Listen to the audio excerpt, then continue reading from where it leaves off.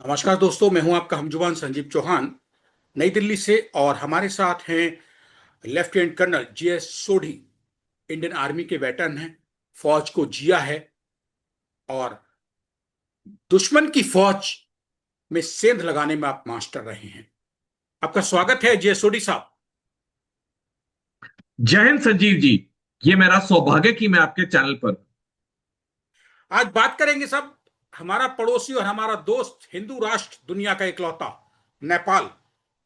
अचानक बवाल मच गया है। कहा जा रहा है कि 26 सोशल मीडिया प्लेटफॉर्म्स बंद किए गए, इसलिए जो यंग जनरेशन है उसने बवाल मचा दिया है। यंग जनरेशन अगर अपनी डिमांड्स करेगी तो वो संसद में घुस के आगजनी क्यों करेगी? बता रहे हैं 16 या 18 लोग मारे भी जा चुके हैं। आपका अनुभव क्या कहता है? संजीव जी, 2003 में एक बड़ी प्रसिद्ध पिक्चर आई थी, मुन्ना भाई एमबीबीएस।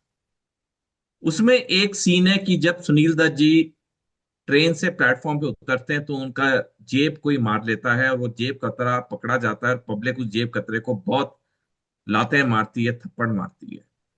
तो सुनील दत्त जी एक प्रसिद्ध डायलॉग बोलते हैं, कहते हैं कि तुम लोग जो सारे इसको मार पीट रहे हो, ये इसलिए नहीं उसको मार पीट रहे हो कि उसने मेरी जेब काटी। तुम इसलिए उसको मारे हो क्योंकि तुम अपनी जिंदगी में नाखुश हो, अस्थिर हो, और तुम अपना गुस्सा पूरा इस इंसान के ऊपर निकाल रहे हो। ये तथ्य को अगर हम नेपाल से जोड़ें, जो आज नेपाल में हुआ, नेपाल में जो युवकों ने प्रदर्शन किया, वो महज सिर्फ 26 सोशल मीडिया साइट्स का बैन को लेके नहीं है। ये पिछले कई सालों से नेपाल के युवकों में जो अ, गुस्सा सिमट रहा था, जो उनके अंदर बहुत अस्थिरता थी, उसके दो मुख्य कारण है। पहला, नेपाल में इस वक्त अनएम्प्लॉयमेंट या बेरोजगारी सबसे ज्यादा है, जो 12.6% की। नेपाल की जो पर कैपिटा जीडीपी या पर इंसान इनकम है, वो महज $1,180 है। तो नेपाल में गरीबी भी बहुत है, नेपाल के युवकों के पास नौकरी भी नहीं है। और जब नेपाल की सरकार ने 5 सितंबर को ऑर्डर पास करके 26 सोशल मीडिया साइट, जिसमें एक्स या ट्विटर, यूट्यूब, जो कि बहुत ही प्रसिद्ध आजकल वेबसाइट्स हैं, या सोशल मीडिया जिसके बगैर मैं कहूंगा जिंदगी अधूरी है, जब उन पे बैन लगा दिया, जो युवकों के पास, जो नेपाली युवकों के पास थोड़ा सा एक तिनका का सहारा था, पैसा भी नहीं है, नौकरी भी नहीं है, कम से कम ये सोशल मीडिया जिससे कि वो दुनिया के बारे में खबर पता चल सकती है, वो भी जब जरिया बंद कर दिया गया, तो ये जो प्रदर्शन हुआ, ये एक लंबे समय की जो उनका आक्रोश था, वो सामने उभर के आया। और डेफिनेटली देखिए, क्योंकि इतनी बड़ी बड़ी कंपनियों के सोशल मीडिया हैंडल्स को बंद किया गया, चाहे यूट्यूब हो, चाहे एक्स हो, ये सिर्फ अमीरी ये सिर्फ अमीर अमेरिकी कंपनियां नहीं है, ये शक्तिशाली अमेरिकी कंपनियां हैं। संजीव जी, हमको याद होगा पिछले साल जब अमेरिकी राष्ट्रपति चुनाव होने वाले थे, अमेरिका के जितने टीवी चैनल थे, जितने थिंक टैंक थे, जितने दिग्गज विशेषज्ञ थे, सब ने कहा था कि डोनाल्ड ट्रंप चुनाव हारेंगे। लेकिन एक इंसान ने डोनाल्ड ट्रंप की पूरी कहानी पलट दी। वो थे एलॉन मस्क, एक्स या ट्विटर के मालिक। एलॉन मस्क ने एक्स पे ऐसी मुहिम चलाई कि जब नतीजे आए अमेरिकी राष्ट्रपति चुनाव के 5 नवंबर को, तो डोनाल्ड ट्रंप को जीत एक भारी बहुमत से मिली। और डोनाल्ड ट्रंप ने कई बार कहा कि मेरी जीत सिर्फ और सिर्फ एलॉन मस्क को जाती है। यहां तक कि डोनाल्ड ट्रंप ने एक प्रेसिडेंशियल डिबेट की थी कमला हैरिस से, दूसरी उन्होंने करने से मना कर दिया, क्योंकि उस डिबेट के बाद पॉपुलैरिटी रेटिंग्स कमला हैरिस की बहुत आगे चली गई थी और डोनाल्ड ट्रंप की बहुत नीचे चली गई थी। तो जैसे मैंने बताया, एक सोशल मीडिया हैंडल ने डोनाल्ड ट्रंप को दूसरी बार अमेरिका का राष्ट्रपति बना दिया। यानी कि ये जो सोशल मीडिया बैन हुए नेपाल में 5 तारीख को, वो सिर्फ अमीर संगठन नहीं है, वो शक्तिशाली संगठन है। और जब उनकी आय पे इतना बड़ा वार किया नेपाल सरकार ने, तो ये नॉर्मल है कि वो आ, कई चैनल्स के थ्रू उन्होंने पैसा भेजा होगा, उन्होंने लोगों को पैसा बांटा, उन्होंने उत्तेजित लोगों को किया। और जो आक्रोश था युवकों का, जैसे मैंने बताया, जो इतने सालों से आ रहा था, उसको एक दिशा मिल गई। और जब पैसा और दिशा मिल जाए, उसके बाद तो फिर कोई चीज कोई रोक ही नहीं सकता है। तो ये चीज नेपाल में हुई। क्या लेफ्टिनेंट कर्नल जे सोडी साहब सीधे सीधे ये कहना चाहते हैं कि नेपाल में खून खराबा, बवाल, मारपीट, संसद पे हमला, वहां आगजनी जो हो रही है, इसके लिए सीधे सीधे कहीं ना कहीं अमेरिका है खड़ा हुआ? देखिए, मैं अमेरिकी सरकार को तो नहीं इसमें इन्वॉल्व करूंगा, लेकिन हाँ, ये जितने बड़े ये सोशल मीडिया प्लेटफॉर्म्स हैं, इनका तो कोई ना कोई हाथ जरूर रहा होगा। क्योंकि देखिए, जैसे कहते हैं ना, हमारे सभ्यता संस्कृति संस्कार में कहा जाता है, किसी की पेट पे लात मत मारिए। और अगर हम, जब भी हमने नौकरियां की हैं, हम कभी किसके पेट पे लात नहीं मारते। मतलब कि वो इंसान बहुत गलती करे और उसके ऊपर फिर डिसिप्लिन का केस हो, वो बात अलग है, लेकिन अपने जहन से हम किसके पेट पे लात नहीं मारते। तो यही चीज है कि ये जो बड़ी कंपनियां हैं, इनके इनके तो पेट पे लात पड़ गई। एक पूरे देश में अगर वो बैन हो जाए, तो आप सोचिए रोज का कितने अरबों डॉलर का वहां नुकसान होगा इन सोशल मीडिया कंपनीज को। तो डेफिनेटली ये तो रूल आउट किए। और जो अभी कुछ खबरें आ रही है मीडिया में, कहां तक सच है झूठे हैं तो मेरे को पता नहीं। अभी कुछ समय पहले खबर आई है कि जो ये पूरा विद्रोह हुआ छात्रों का नेपाल में, उसके जो लीडर हैं, उनके तार हैं कुछ एनजीओ से जुड़े, अमेरिकी एनजीओ से, जो कि इन सोशल मीडिया कंपनीज के साथ जुड़े हैं। तो ये तो अब अभी की खबर है, जैसे टाइम बीतेगा तो उसका सही खुलासा होगा। लेकिन कहने का मतलब है कि इतने बड़े पेट पे लात पड़ी इन अमेरिकी बड़ी कंपनियों की, तो ये नॉर्मल है कि वो रिएक्ट तो करेंगे। तो अगर आप उनके अब नजरिए से देखिए, तो उन्होंने तो वो किया कि भाई उनके तो इतने बड़े पेट पे लात पड़ी, उन्होंने उसका एक विद्रोह, एक प्रदर्शन करवाया। और जो नेपाली युवक है, वो तो वैसे ही बिल्कुल ही दुखी था, उसके पास तो ना नौकरी थी ना पैसा था, एक सोशल मीडिया का सहारा था वो भी चला गया, ऊपर से पैसा आ गया, तो फिर देखिए क्या हुआ। लेफ्टिनेंट कर्नल जय सोडी साहब, जो आप कह रहे हैं, मुझे तो ये लग रहा है कि जो नेपाल की युवा पीढ़ी, मौजूदा जनरेशन है नई, उसकी बेरोजगारी, उसका उबना, उसके पास पैसे की कमी, ये सब कमजोर नसें अमेरिका की जो सोशल मीडिया कंपनीज है, like YouTube, Facebook, Twitter, Insta, इनके मालिकान ने पकड़ ली और उसको दबाया, तो ये विद्रोह के रूप में निकल के सामने आया।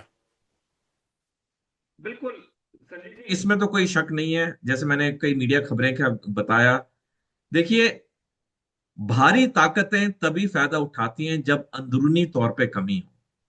एक चीज जो हम बार बार अपने खानदानों में कहते हैं कि एक फैमिली को हमेशा यूनाइटेड रहना चाहिए, क्योंकि घर के अंदर में भेदभाव होंगे तो पड़ोसी तो फायदा उठाएंगे। अगर नेपाल की सरकार ने पिछले कई दशकों से अगर नेपाल में नौकरियों की सुविधाएं की होती, इन्वेस्टमेंट के लिए ऐसी कंडीशन क्रिएट की होती जहां पे नौकरियां बहुत होती, आज क्या युवक सड़क पे आता? युवक को, जो युवक नौकरी पे है, उसके पास कहाँ वक्त है प्रदर्शन पे आने का? वही युवक प्रदर्शन पे आया जिस जो बेरोजगार था। पैसा तो उसे था ही नहीं, ऊपर से बेरोजगार था, और जैसे बताया एक सहारा था उसको, जो कहते हैं तिनके का सहारा सोशल मीडिया, वो भी चला गया। तो हमेशा मैं ये कहता हूं, जब भी मैं कई शो पे जाता हूं, भारी ताकतों को ब्लेम करने से पहले हमेशा देश के अंदर उस सरकार को झांकना चाहिए कि वहां पे क्या कमी रहेगी, वहां क्या चूक रहेगी। अगर हम अंदरूनी तौर पे मजबूत हैं, कभी भारी ताकत कोई कुछ नहीं कर सकती। क्या अमेरिका या अमेरिकन कंपनीज ये फायदा उठा लेंगी, जो नेपाल की सरकार ने, हुकूमत ने वहां की बंदिशें लगाई सोशल मीडिया चैनल पे? ये बात नेपाल की हुकूमत समझ पाने में नाकाम रही है और आज वहां खून खराबे का आलम हो चुका है, देश में उथल पुथल मची हुई है। संजीव जी, बिल्कुल देखिए, समय के साथ बदलना पड़ता है। जैसे अंग्रेजी में कहावत है ना, the only constant is change. यानी एक ही चीज स्थिर है, वो है बदलाव। जब हम, आप और मैं स्कूल जाते थे, तब मोबाइल फोन तो किसने सुना ही नहीं था। लैंडलाइन फोन जिसके घर में होता था वो नवाब होता था। पूरे मोहल्ले में एक ही ब्लैक एंड व्हाइट टीवी होती थी, और जब दोपहर वेनसडे शाम को चित्रा रहा था दूरदर्शन में, आपको याद होगा, हम कैसे भाग के उस घर में जा। अभी तकरीबन हर घर में एक टीवी, क्या दो तीन टीवी तो नॉर्मल बात है। जहां पे लैंडलाइन फोन के लिए दिक्कतें होती थी, आज सबके पास मोबाइल है। तो समय के साथ बदलना, समय को समझना बहुत जरूरी होता है, और यहाँ पे चूक नेपाल सरकार से हुई। अगर कोई सोशल मीडिया कंपनी ने आपके नियमों का पालन नहीं किया, उनसे बातचीत करते, उनके रिप्रेजेंटेटिव से बातचीत करते, उनकी बातें समझते।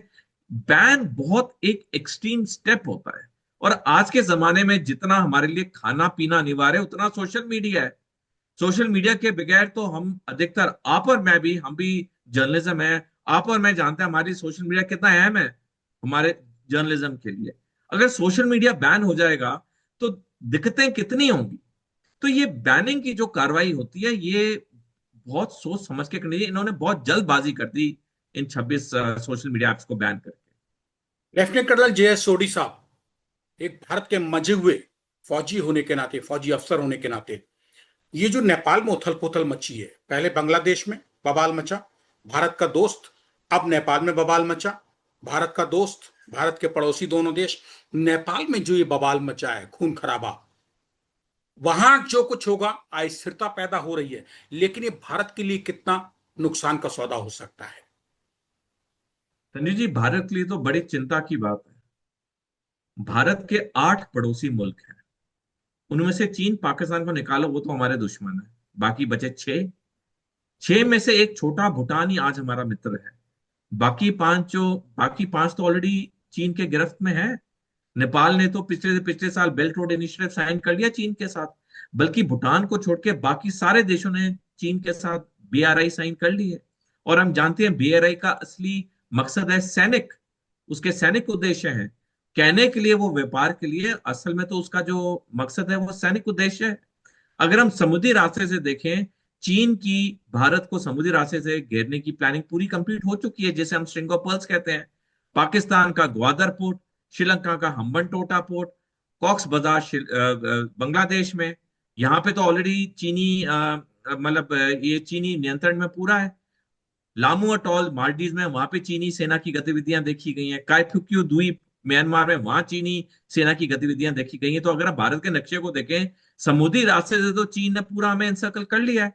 जमीनी रास्ते से देखें, पाकिस्तान चीन तो आज तकरीबन इतने गहरे मित्र हैं कि उनका तो एलएसी एलओसी जो बॉर्डर है वो तो तकरीबन एक ही है। हमने देखा कि कैसे lieutenant general Rahul R Singh, जो कि भारतीय सेना के डिप्टी चीफ आर्मी स्टाफ है, उन्होंने 4 जुलाई को कहा बयान में कि ऑपरेशन सिंदूर के बाद चीन पाकिस्तान को भारत सेना के बारे में पूरी लाइव अपडेट्स दे रहा था। यानी कहने का मतलब, एक भूटान को छोड़ के तो बाकी कोई ऐसा देश है ही नहीं दक्षिण एशिया में जिसे हम कहीं हमारा गहरा मित्र है। तो जो नेपाल में हो रहा है, जितनी नेपाल में अस्थिरता होगी, अशांति होगी, उतनी भारी ताकतें वहां पे सक्रिय होंगी। और जितनी भारी ताकतें सक्रिय होंगी, भारत के लिए तो दिक्कत पैदा होगी। थोड़ी सा कहते हैं कि नेपाल अपने को छोटा भाई मानता है और भारत को बड़ा भाई, और हर सुख दुख में दोनों साथ होते हैं एक दूसरे के। क्या इस बार भारतीय एजेंसियां, नेपाल में ये एकदम अचानक उबाल आएगा, ये समझने में, ताड़ पाने में वक्त रहते चूक गई हैं क्या? इशारा नहीं कर पाई नेपाल की सरकार को? संजीव जी, ऐसे है कि नेपाल तो पिछले कुछ सालों से ही भारत से दूर हो चुका है।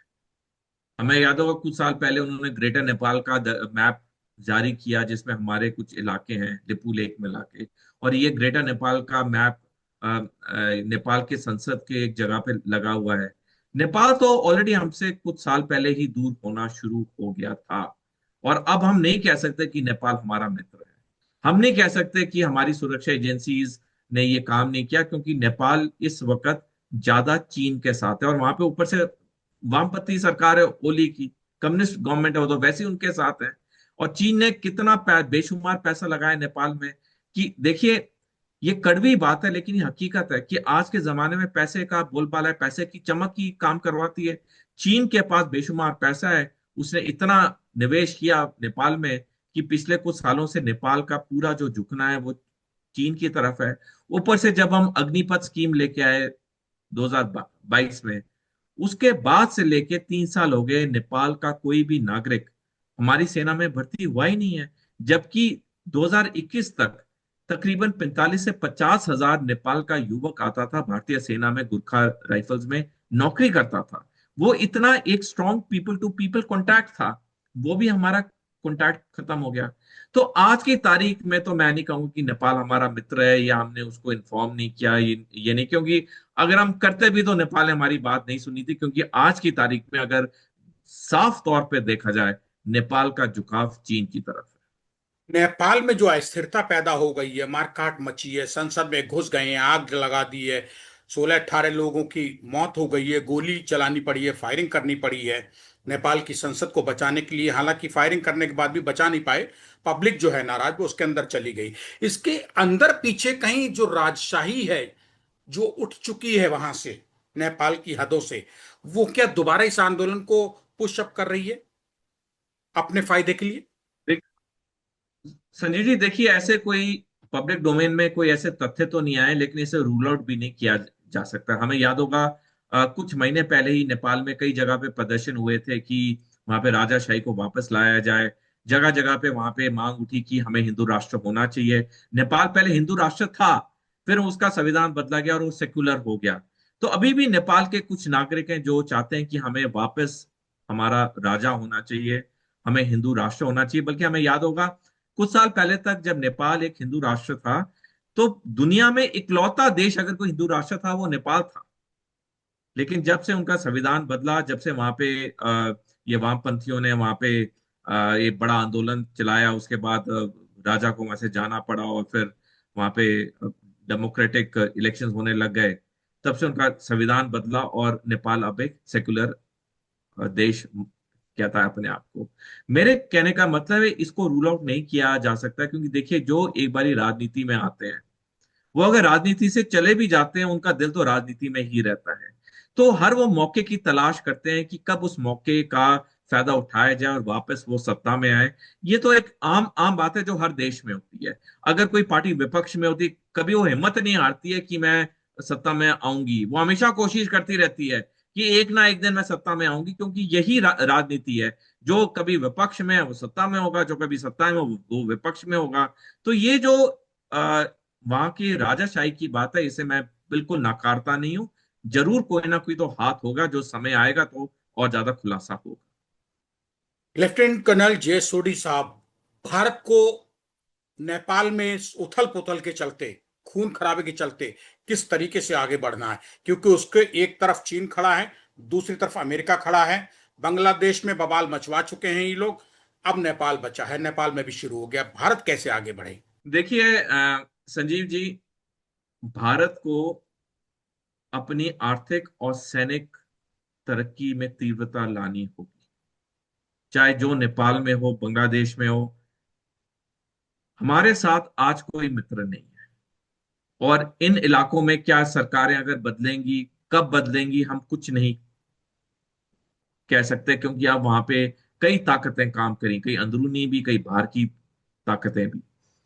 मैंने कुछ समय पहले लेख लिखा है कि जब से चीन ने इस साल 19 जुलाई 2025 को मेडॉक डैम का निर्माण शुरू किया है, और ये मेडॉक डैम 2030 तक कंप्लीट हो जाएगा।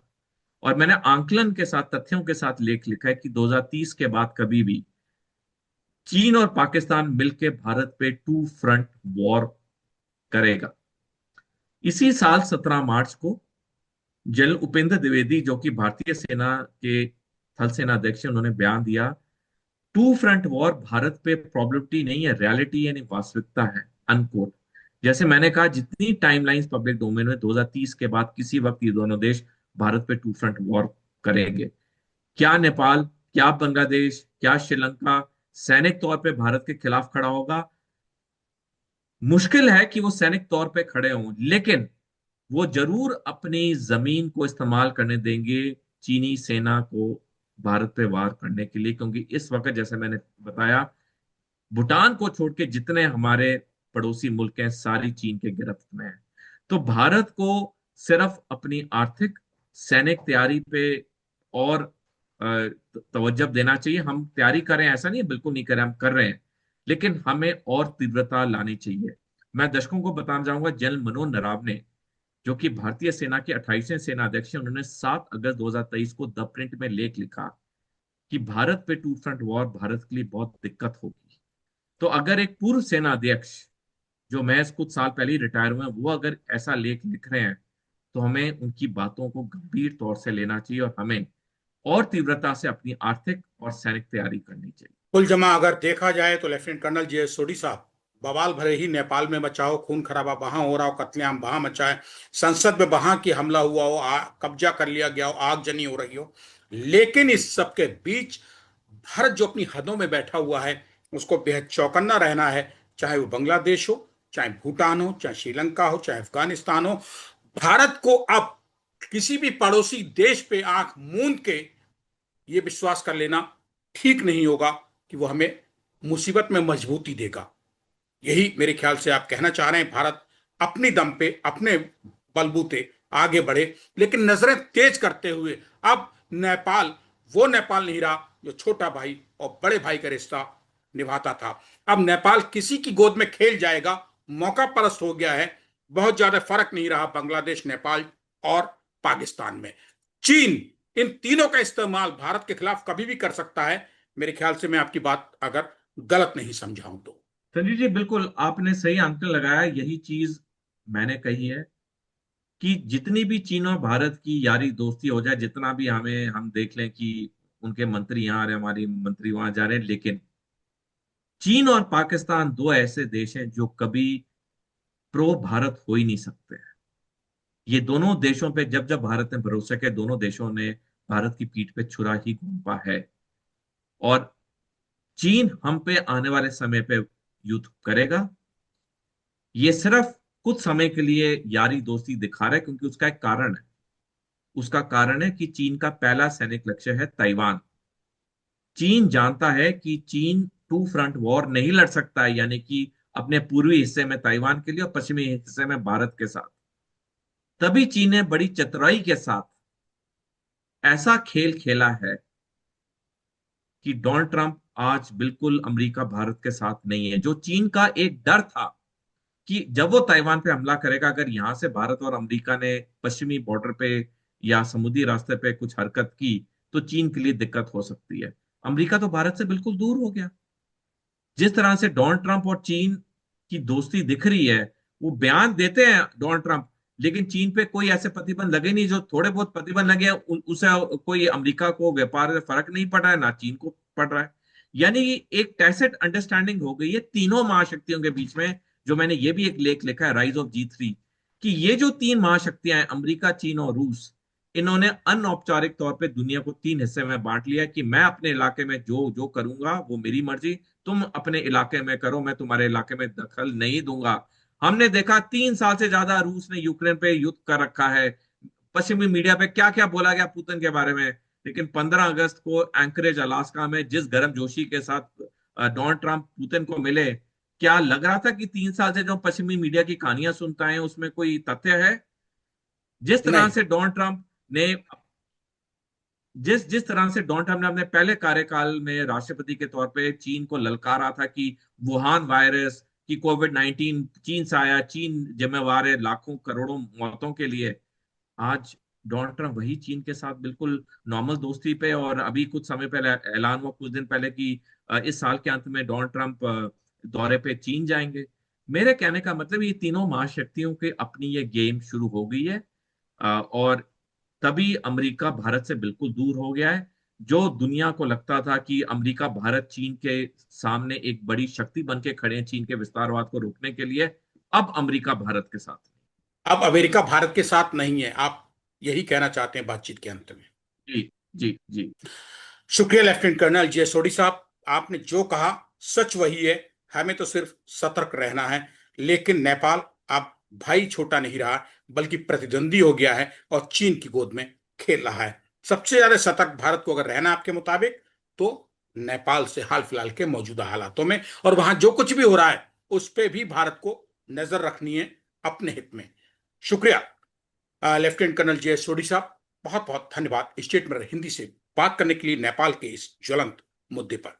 धन्यवाद।